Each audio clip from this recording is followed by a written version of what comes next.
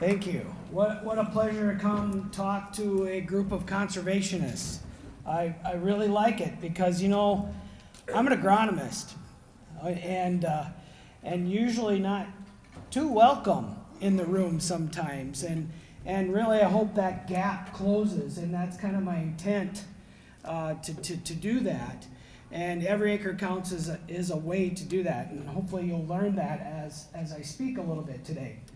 So basically this first slide is the epitome of the program. It's where cropland and grassland meet, and it's about identifying marginal acres through precision profitability methods. We call that precision profitability analysis. So go ahead. These are our primary partners. We really want to give a lot of credit to the Second Century Habitat Fund. The program was born out of that fund and organization created back when Governor Dugard was our governor, and really got through the collaboration with NRCS and SDSU. Dr. Dearson and I got handed this project, and so we're really excited to be working on it, and I think you'll see what we have for you here is very uplifting. Our supporting partners, you can see there, are numerous. The coalition, the Soil Health Coalition, South Dakota Corn, Pheasants Forever has been a steady partner, and it brought Purina along with like-minded goals.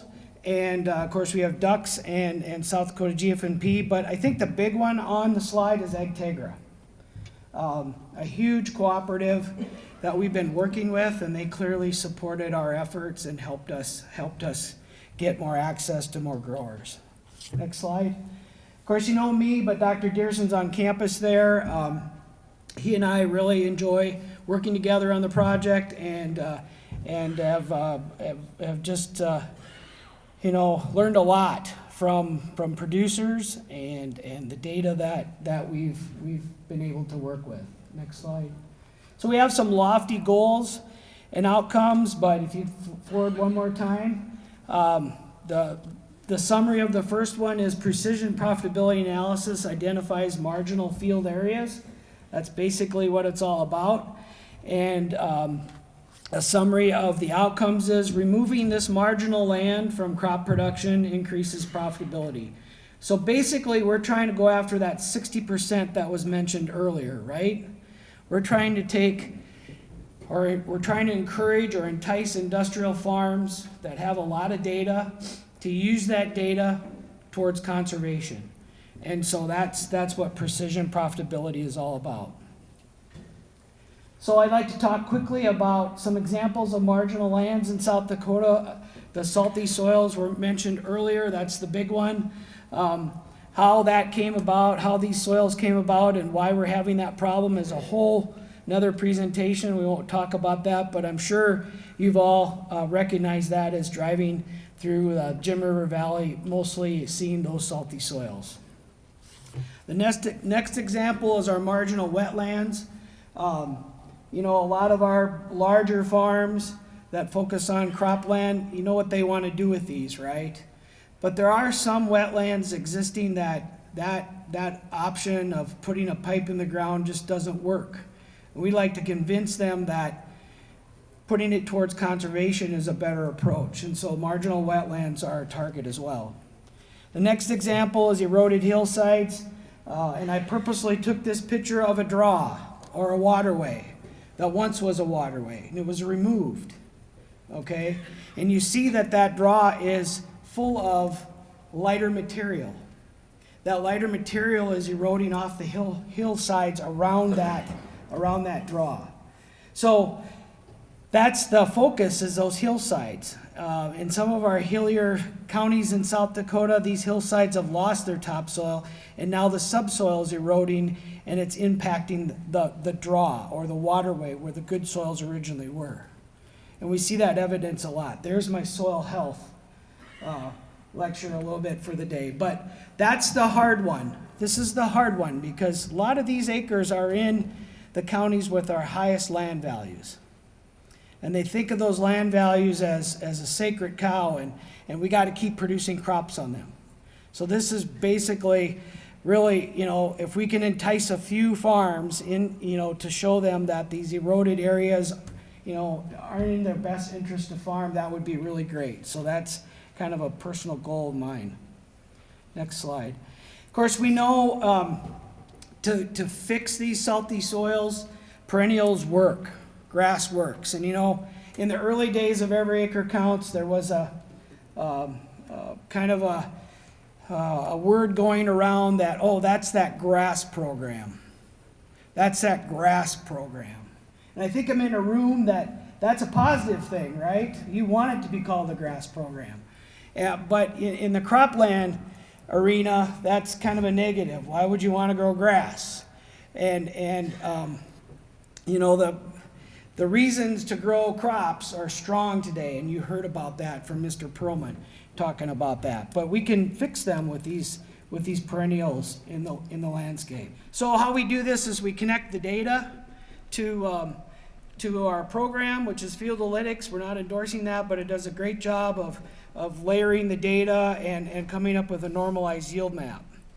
And we do that by taking multiple years of harvest data. It can be corn, soybeans, anything with a number. And this program has the computing power to normalize those yields and make one yield map. And then that normalized yield map, we can back apply the farmer's average yield for that field and spread that across that map. So I hope that was understandable. Next slide. And what we result in is a report card. Of course, the field yield is there. The profitability distribution is there, showing the most profitable areas of the field and the most unprofitable. The return on investment is there. The yield increase needed to break even in that field is shown, or the expense reduction in that field is shown to break even. And so, next slide, I'm sorry. So you can see that different forms that we've chosen to present to the producers to convince them that farming marginal lands is economically not in their best interest. Next slide. So I have 3 real on-farm examples here. I'd like to say we hold our producers' data in high confidence. We sign a confidentiality agreement with them, and that's for us to tell them that we're not sharing their data with anybody, but it also helps me when I'm approached, because there are several entities that know we have data in our program and would love to get at it. And so I use that confidentiality agreement to say I can't share this data because SDSU has signed this agreement and we can't share it around. So that's one of the biggest things about the program from the get-go is as we were in a sense looking into a producer's checkbook. Because if we got their production expenses and their yield, we can calculate, right? And so that's a pretty personal thing. Only bankers get to see those types of numbers. And so we had to kind of elevate our program to a point of trust. And I think we've done that. I think we've proven that, and that's really important. So you may be saying, how can I bring real farm examples in front of you? And we have a number of producers that had just said, please share this data because we feel it's so impactful. Please share it in your presentations and with other producers. So I've taken the names off, but what we see here is the photo on the left. That's the normalized yield map with their corn yield put back on there. I'll just highlight a couple things. The average yield was 199. Those areas circled in red in the map in the middle of the slide, we removed and redid the analysis. That yield was increased by 10 bushels an acre on the remaining parts of the field. And we only took out barely 8.5 acres to do that.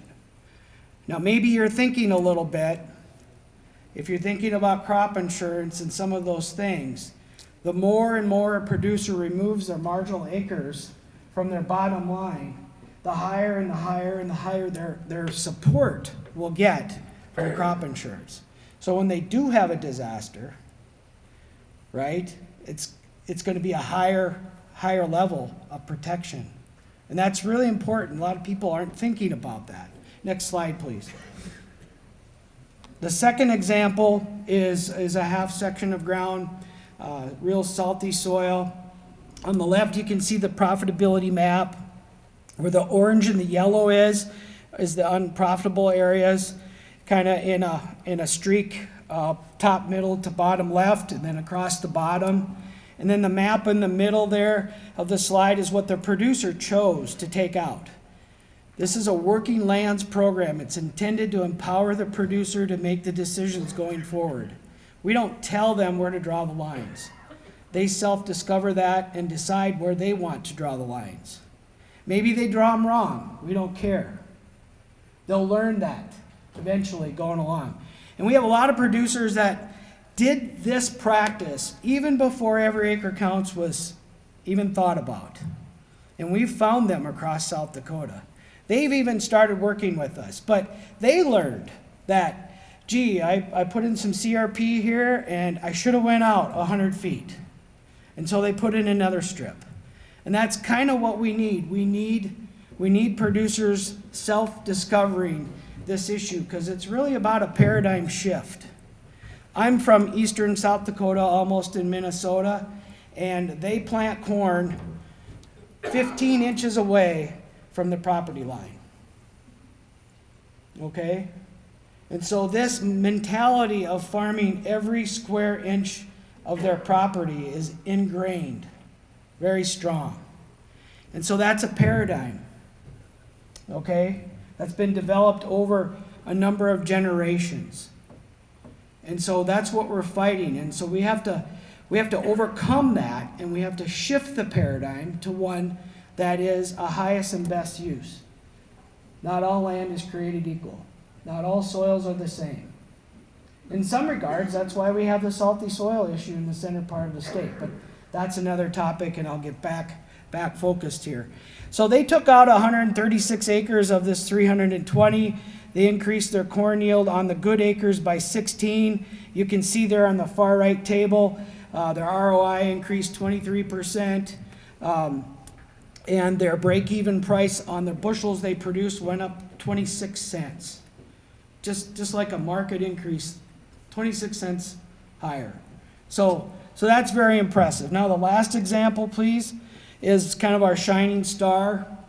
200-acre field in salty ground area, wet ground area. You can see the picture there, I hope. The field is bordered in orange. And so in the bottom left-hand side, you can see the red areas are correlating very well with the picture. You can see this is soybeans in the picture that's trying to grow there, and all the bare patches.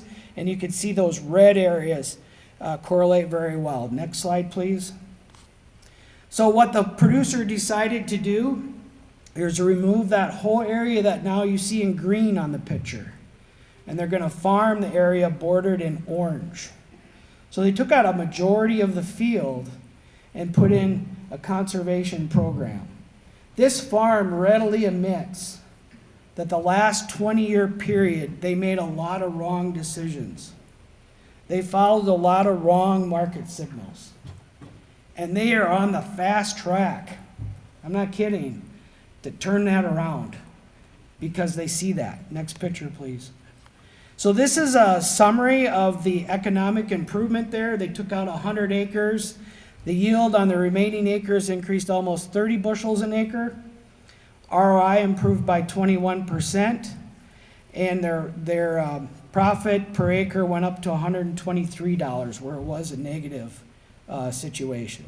So 3 really powerful examples that I'm glad they suggested we use in front of you, because we just had theoretical things for a long time, but now we have some real data that's showing a big impact. Next slide. So to date, we've enrolled or analyzed over 55,000 acres. Approximately 2,500 of those acres have put into a conservation program. We have 2 or 3 farms that have done it on their own. And of course, We don't know that only through conversations with them. We think there's 150 to 200 acres. They just decided to do it on their own. That's what we want. We want landowners and producers doing this on their own without assistance. That's a true paradigm shift if it can be widespread. We had hoped, that's about 5% roughly of that 55,000, not exactly, but bear with me. We had estimated that we would find 10% of the land that we analyzed to be marginal, and that's pretty close. So farmers chose to do half of that, okay? Typical farmer. I'm a farmer, my family is farmer. We probably only go as far as we think we want to, right? I think that screen's freaking out, but anyway, I'm almost done. So we're kind of proud of some videos that we produced.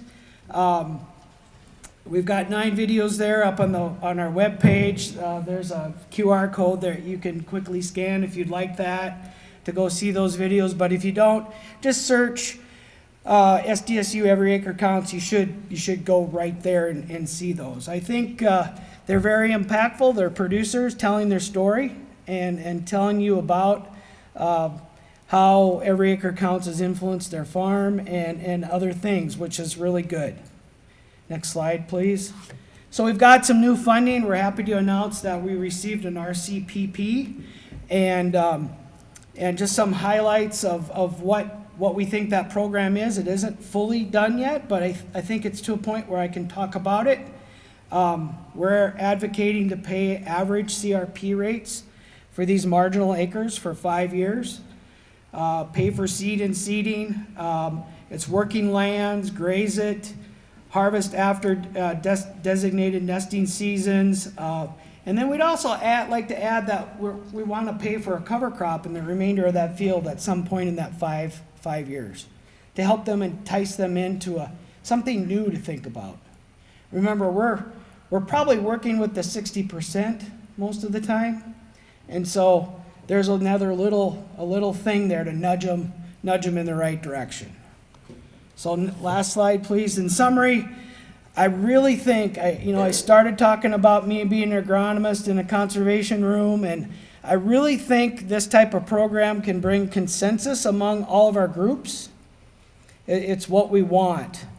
And Dave talked well about non-ag people looking at us and pointing fingers. And I'll tell you just a quick story about a producer that we're cooperating with who put out some grasses and some marginal land, and his landowner drives by a lot, and he said, the landowner mentioned to me, it just looks better. It just looks better. And that goes a long way with a lot of people. They know what things should kind of look like, right? And having that ground covered with something green looks great. And so I think that's going to go a long way of selling this as well. So we know the environmental benefits are huge. Soil and water quality are improved. Of course, wildlife habitat, it's got to be positively influenced as well. And then I talked about the insurance on the remaining acres. We have yet to analyze that impact. We don't quite have enough data yet for a number of years to impact that, to analyze that impact of how that could positively affect the farm. But just think of the reliance on taxpayer dollars. That number that was shared earlier, 78% is subsidized by the American taxpayer for crop insurance. Just think of that the taxpayer could now realize that they're helping insure the best acres and not all of the marginal acres.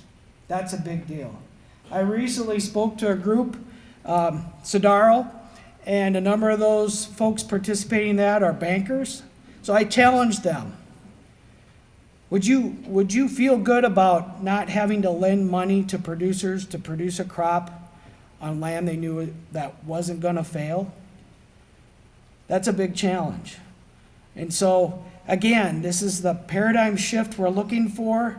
We're looking to put this idea into banks, into insurance companies, and have influence that way. And I'd like to say, Kristen Weber, our precision agronomist that did a lot of this analysis, has now moved on to another job, and she's where we would want her to be. She's going to have influence in her new employer towards conservation. So that's a big deal. That's a win. We hate to lose her, but the future looks bright, and we'll get along just fine. So with that, I'm done, and these are all wins, and thank you for the time.